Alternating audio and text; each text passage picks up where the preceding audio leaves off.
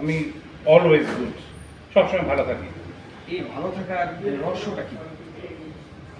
উপরওয়ালার প্রতি বিশ্বাস।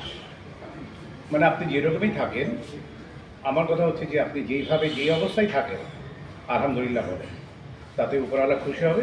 আপনি যদি একটু সমস্যা থেকেও থাকে শারীরিক, আল্লাহ তাআলা সেটা অবশ্যই পরিপূর্ণ করে দেবেন, একে সেকে সুস্থতায় ভরে দেবেন। That's why you must say আলহামদুলিল্লাহ।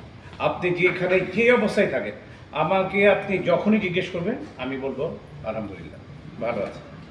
আপনি যখন চলচ্চিত্রে যাত্রাটা শুরু করেন তখন ওটাকে বলা হয় সোনালী যুগ। এবং আপনি অসংখ্য সিনেমা অভিনয় করেছেন, অসংখ্য ব্যবসা সফল সিনেমা উপহার দিয়েছেন। তো এখনকার যে পরিস্থিতি, এটা নিয়ে কি আসলে আলহামদুলিল্লাহ বা সন্তুষ্টি প্রকাশ করার মতো কি অবস্থা আছে? না, আমি এখন যে অবস্থায়, এই অবস্থায় আমি আলহামদুলিল্লাহ বা সন্তোষী প্রকাশ করব না। বিকজ আমি একে তো হচ্ছে যে এখন ফিল্মের সাথে আমি অনেক যে সেই ধরনের সম্পৃক্ততা যে ছিল যেটা, সেরকম এখন নেই। আর এখন এই অবস্থা হচ্ছে ফিল্মের, আমি বলবো যে এটা অনেক ভালো হওয়া উচিত ছিল, যে কোনো কারণের জন্যই হয়নি। বাট আমি সবসময় বিশ্বাস করি উপরওয়ালা, এবং বিশ্বাস করি পজিটিভিটিতে, মানে পজিটিভ চিন্তাধারা। আজকে যে অবস্থায় আছে সেই অবস্থান থেকে এখন আমাদের পরিত্রাণ পাওয়া সম্ভব, আমাদের ভালো কিছু করা সম্ভব, আমাদের যদি আমাদের যারা আছে তাদের সকলের ভিতরে যে সমন্বয়টি থাকে, তাহলে আমরা এখন আমি মনে করি যে ফিল্মের যে সুদিন ছিল সেই সুদিনটি এখনো সামনে নিয়ে আসা সম্ভব। এই যে বিগত কয়েক বছর ধরে শিল্পী সমিতির শব্দটা অনেক বেশি শোনা যেত, অনেক শিল্পীদের একত্রে দেখা যেত। তারপর শিল্পীদের সংকট, সিনেমা হল সংকট, এগুলো কখনো মুক্ত হতো না। কিন্তু আপনাদের সময় কিন্তু এত সংগঠনের ব্যাপারগুলো ছিল না। সিনেমা বেশি ছিল, ব্যবসা বেশি ছিল, তারা তো বেশি ছিল। তাহলে শিল্পী সমিতি বা এই সংগঠন ব্যাপারটি দুরকম আছে। কিছু পিপল আছে যারা কথা বলা পছন্দ করে, কিছু পিপল আছে যারা কাজ করা পছন্দ করে। আমাদের সময় যারা ছিলেন, উইথ অল রেসপেক্ট আমি বলতে পারি, আমাদের সময় আমি তো বলবো যে সবার ছোট বড়রা যারা ছিলেন, তারা কথার চেয়ে কাজকে প্রাধান্য দিতেন বেশি। আমার কেন যেন মনে হয় এখন যারা আছে তারা কাজের প্রতি সেই রকম ডিভোটেড কিনা আমি যথেষ্ট সন্দিহান। হয়তো আমার কথা শুনে হয়তো বা রাগ করতে পারেন, বাট আমি মনে করি যে সবচেয়ে বড় প্রয়োজন যেটা হচ্ছে যে আমি যেই কাজের মধ্যেই থাকবো সেটার প্রতি আমার ডিভোশন থাকা উচিত, আমার সেইভাবে সেই দিকেই মনোযোগটা বেশি দেওয়া উচিত। আর আমরা কথা কম বলে কাজের প্রতি বেশি থাকি, এটা হচ্ছে আমার প্রত্যাশা। কেন আমরা আসলে সত্যিকার অর্থে আমরা কথা বেশি বলি, কাজ কম করি।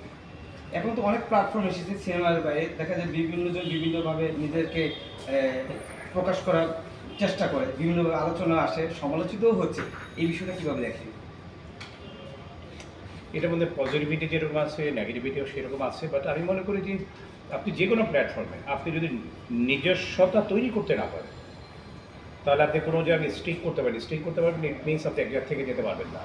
আর আমি সব সময় বিশ্বাস করি আপনার এখানে ভালোভাবে থাকতে হলে যেটি সবচেয়ে বড় প্রয়োজন সেটা হচ্ছে আপনার মনের পবিত্রতা, মনের যে জায়গায় আমি কাজ করছি সেটার প্রতি শ্রদ্ধা, সেটার প্রতি ভালোবাসা, যেটা আমাদের আজকালকার যুগের ছেলেমেয়েদের মধ্যে কেন যেন মনে হয় সেটা একটু কম আছে। এটার প্রতি যখন আপনি শ্রদ্ধা, ভালোবাসা, নিষ্ঠা থাকবে এবং সেটার মধ্যে পবিত্রতা থাকবে, আপনি সেই জায়গায় আনডাউটলি আপনি অনেক বছর টিকে যেতে পারবেন বলে আমি বিশ্বাস করি। প্রথমবারের মতো ওটিটিতে কাজ করলেন, এই মাধ্যমে কাজ করে নিজে কীরকম বুঝলেন বা এই মাধ্যমে কীরকম দেখলেন? আচ্ছা, ওটিটিতে কাজ করেছে যা শখের বসে যে একটা কাজ করা দরকার। রাহেল রাফি সাহেব যখন আমাকে বললেন না কাজ করার কথা, আমি গল্পটা শুনলাম, আমরা ওকে লেটস ট্রাই, একবার করে দেখি। আমি করেছি। আমার কথা হচ্ছে যারা দেখেছে তারা বলতে পারবে ওয়ারাই না আমি কী করেছি। ইফ দে থিঙ্ক যে হ্যাঁ এখানে এইভাবে কাজ করা যেতে পারে, then I will work. But undoubtedly আমার পছন্দের ব্যাপারগুলো থাকতে হবে, আমার জন্য উপযোগী যেসব ক্যারেক্টারগুলো আছে সেই উপযোগী ক্যারেক্টার হলেই আমি কাজ করবো, আদারওয়াইজ কাজ করবো না। মানে এই মাধ্যমে কি যদি আপনার মন মতো চরিত্র গল্প আসে তাহলে কি এই মাধ্যমে নিজেকে ব্যস্ত রাখবেন? ব্যস্ত রাখার মালিক হচ্ছে উপরওয়ালা। আই ডু বিলিভ ইন আপনার এটা ব্যস্ত থাকবো কি থাকতে পারবো না, এটা ডিসিশন হবে উপর থেকে। বাস আমার চাওয়া আছে যে যদি ইফ এনিবডি ওয়ার্ক, কেউ যদি বলা যাচ্ছে বলবে আই লাইক টু ওয়ার্ক, আমি কাজ করতে চাই, so I don't have any problem, আমার কোনো সমস্যা নেই, because I like to work. But আমি বারবারই বলেছি আমার মতো হতে হবে, আমি যেরকম করে এসেছি সেই ধরনের হতে হবে। হঠাৎ করে যদি অন্য কেউ অন্য ক্যারেক্টার আমাকে নিতে বলে আমি I am not going to work, আমি সেটা করবো না। আমার অবস্থান ঠিক রেখে যদি মনে করি করা সম্ভব তাহলে করবো। Thank you very much. ভাই একটা কথা বলি, আপনি প্রায় 250 সিনেমাতে অভিনয় করেছেন, অসংখ্য ব্যবসা সফল সিনেমা আছে, অসংখ্য আমার 98.9% আমার এত হিট সিনেমা যে ওই সংখ্যাটার কোনো পরিমাণ সিনেমাও এখনকার যুগে তারকারা করতে পারেনি।